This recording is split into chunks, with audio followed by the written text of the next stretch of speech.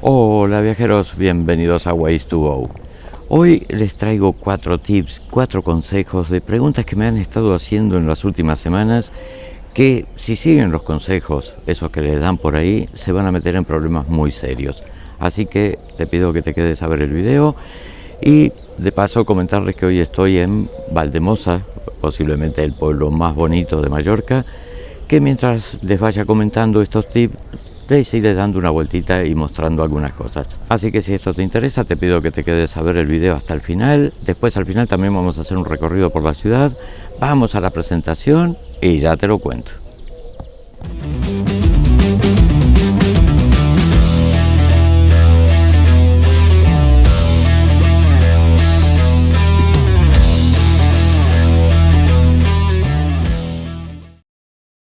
Bueno, como les comentaba en la introducción, en estos últimos días, semanas, me han estado haciendo consultas que se han ido repitiendo bastante, lo cual me llama bastante la atención.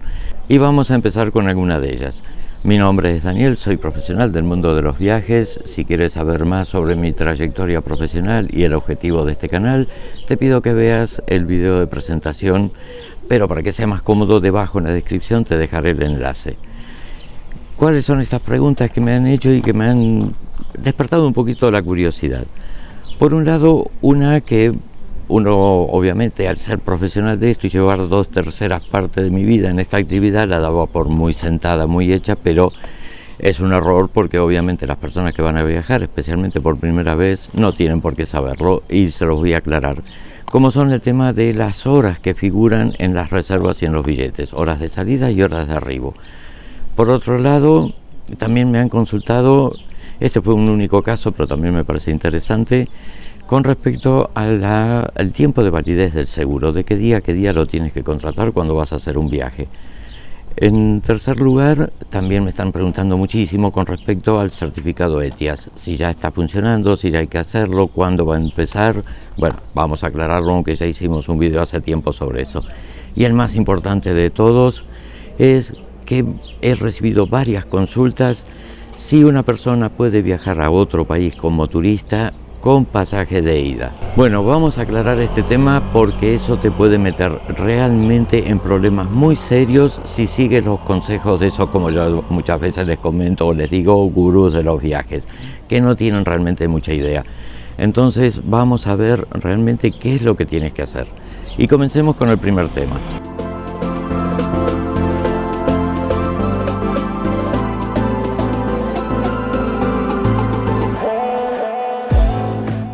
Cuando tú vas a hacer una reserva o te emiten el billete, verás que hay una hora de salida, obviamente, y una hora de arribo. El otro día, y esto vino a raíz de ese comentario, una consulta que me hizo una señora que me decía que ella iba a viajar desde Oporto a Estambul, en Turquía. El vuelo de Oporto salía a las 12 del mediodía y llegaba a 18:20, creo que eran. Y me comentaba, dice, pero la duración del vuelo dice 4 horas 20, ¿cómo puede ser? Estoy confundida. Bueno, aquí el tema es que siempre las horas de salida y de arribo son horas locales. En este caso concreto, cuando esta persona esté despegando su vuelo desde Oporto a las 12 del mediodía, en Turquía en ese preciso momento son las 2 de la tarde, porque hay una diferencia horaria y esto es lo que tenemos que tener en cuenta. Entonces, 2 de la tarde más 4 horas y media, vamos a suponer, son 18:30, que es el horario de arribo. Siempre se da en horas locales, no hace falta hacer cálculos ni nada por el estilo, pero tener en cuenta eso.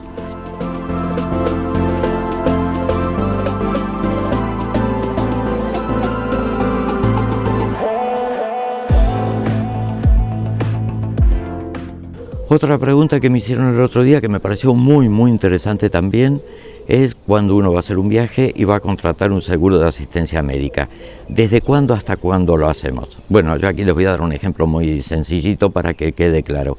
Si tú vas a viajar, vas a estar en otro país del día, por ejemplo, 10 de mayo al 25 de mayo, para eso sales el 9 de mayo por la tardecita noche de tu país, llegas al día siguiente y el 25 de mayo regresas para llegar el 26 a tu país. Hasta ahí es todo normal, es todo claro. Pero el seguro que lo contrato desde el día 10 de mayo que yo llego a ese país hasta el 25 en que me voy, no. Un viaje comienza en el preciso momento que tú cierras la puerta de tu casa cuando sales para ir al aeropuerto y termina cuando abres la puerta de tu casa de regreso y ya se terminó el viaje. Entonces el seguro tiene que cubrirte todo ese periodo, desde el día de salida, desde que sales de tu casa hasta que regresas, porque en ese trayecto pueden surgir percances, puedes tener un pequeño accidente, cualquier cosa de camino al aeropuerto que ya estarías cubierto. Ese vuelo puede tener demoras y para poder cobrar una indemnización tiene que estar el seguro vigente, porque si comienza a correr a partir del día siguiente no te lo van a reconocer. Entonces siempre, desde el día que sales de tu casa hasta el día que llegas.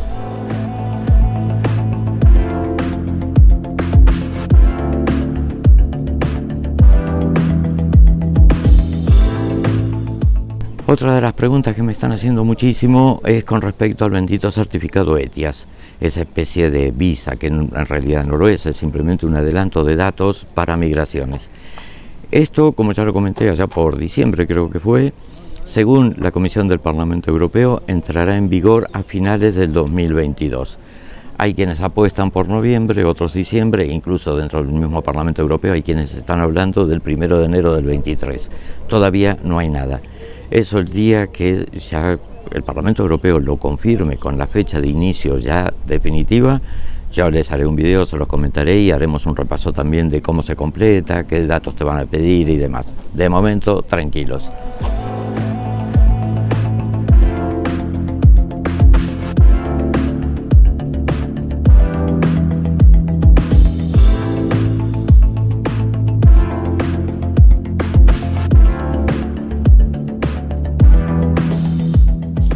Bueno, y por último, el último tema y más espinoso es que me están preguntando muchísimo últimamente, por lo que me han comentado, están circulando por las redes sociales algunos consejos no muy fiables para seguir, y es si realmente es necesario, es obligatorio que tengas un pasaje de ida y de regreso a tu país cuando viajas al extranjero.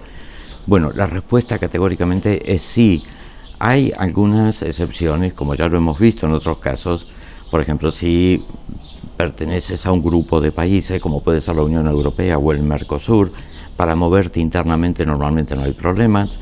Si tienes ciudadanía del país a donde vas a viajar, tampoco. Por ejemplo, una persona de Latinoamérica o de cualquier lugar del mundo que tenga, además de su ciudadanía de nacimiento, un pasaporte europeo por descendencia, puede viajar a Europa solamente con pasaje de ida sin ningún problema. Lo mismo que si tienes residencia legal y vigente de ese país a donde vas a ir, igual. Y después hay una serie de excepciones. Pero esos son casos puntuales. Cuando vas a viajar por turismo, siempre tienes que llevar pasaje de ida y vuelta. Porque si no lo llegas a tener directamente en el aeropuerto de salida, no te embarcan. ¿Y esto a qué se debe? ¿Es migración es la que te exige ese pasaje de ida y de vuelta? Bueno, migraciones hasta cierto punto. Ellos utilizan ese pasaje de ida y vuelta más que nada para de esa manera ellos poder calcular los requisitos económicos que necesitas como requisito de entrada para estar en ese país. Por lo demás, para la gente de migraciones, eso lo saben mejor que nadie, que un pasaje de regreso no es ninguna garantía para aquella persona que llegue con intenciones de entrar como turista y quedarse de manera irregular. Pierden la vuelta y ya está. Y eso lo sabemos todos, lo saben en todos los países del mundo. El problema aquí es otro. Hay una, ley internacional en cuanto al movimiento de personas, al transporte aéreo, donde una de sus cláusulas dice que en el caso de que a un pasajero se le niegue la entrada a un país por no cumplir los requisitos que ese país exige, la que está obligada por esa ley a repatriarlo, a llevarlo nuevamente a su casa, es la línea aérea que lo transportó hasta ese punto.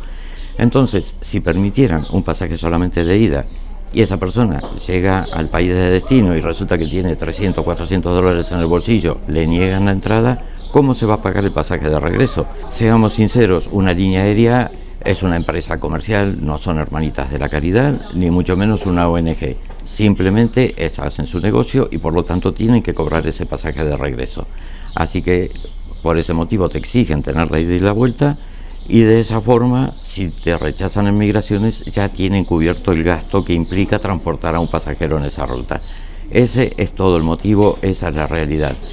Hubo personas que me han preguntado Bueno, pero si yo hago una reserva que se puede hacer, hay una página que no la conozco, pero sí lo hacen las líneas aéreas en sus propias páginas web, que hay una página donde puedes hacer la reserva, te dan un tiempo para después o comprarlo o se cancela directamente. Si con eso es válido, no, eso no es válido, tiene que ser el billete confirmado y pagado, comprado, si no directamente no te embarcan.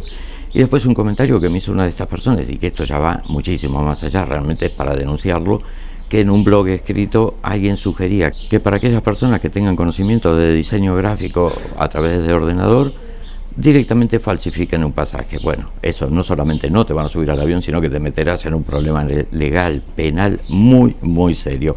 Y más allá de hacer el viaje, por ahí terminas en prisión. Así que cuidado con estas cosas. El pasaje de ida y vuelta es obligatorio.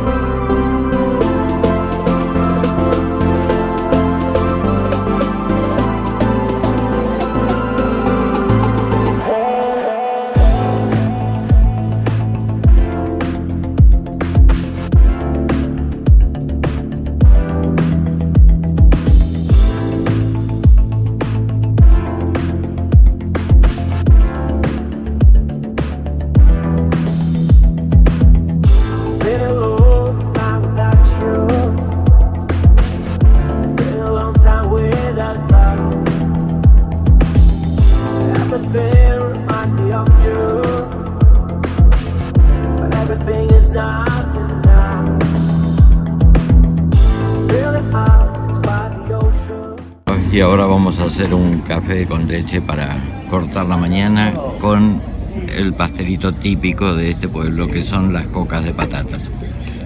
Para buscarle una similitud, porque son muy particulares, podemos decir que es como un pan de leche mucho más suave y está hecho a base de puré de patatas o de papas. Así que bueno, vamos a probarlos.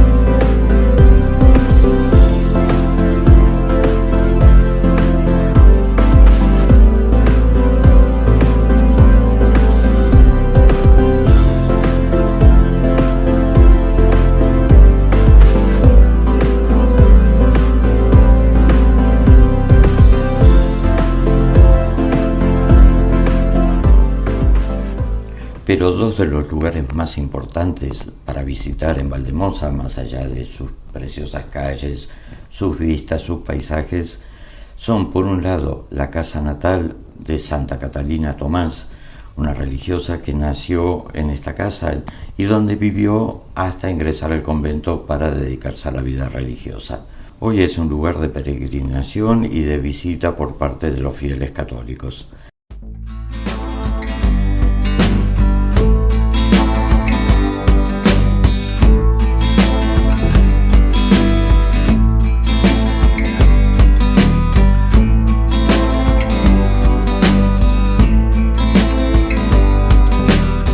Pero el lugar de más interés, sin ninguna duda, es la Cartuja. Este edificio, que nació a principios del siglo XIV, que se mandó construir por orden del rey de Mallorca, Jaume II, para su hijo Sancho, se convirtió en residencia real de los reyes de Mallorca durante bastante tiempo.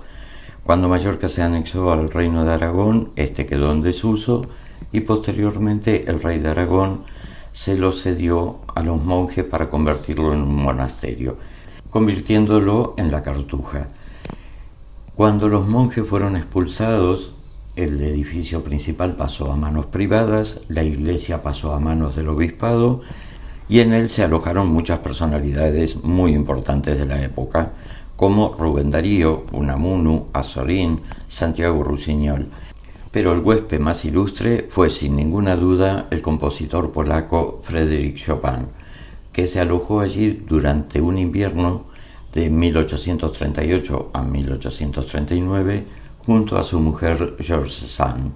Este eligió Mallorca por consejo médico ya que padecía de tuberculosis y el clima de la isla le iba a favorecer. Cuando se instaló en la celda número 4 de la Cartuja, que hoy se la puede visitar, el museo, no tenía piano, entonces se hizo traer el suyo de París. Y allí compuso varias obras muy importantes y conocidas de este compositor, como por ejemplo algunos preludios, como puede ser La gota de agua, una polonesa y varias obras más. Bueno, viajeros, espero que esto les haya sido de utilidad, que les sirva para no meterse en líos, especialmente para que todo el viaje salga muy bien.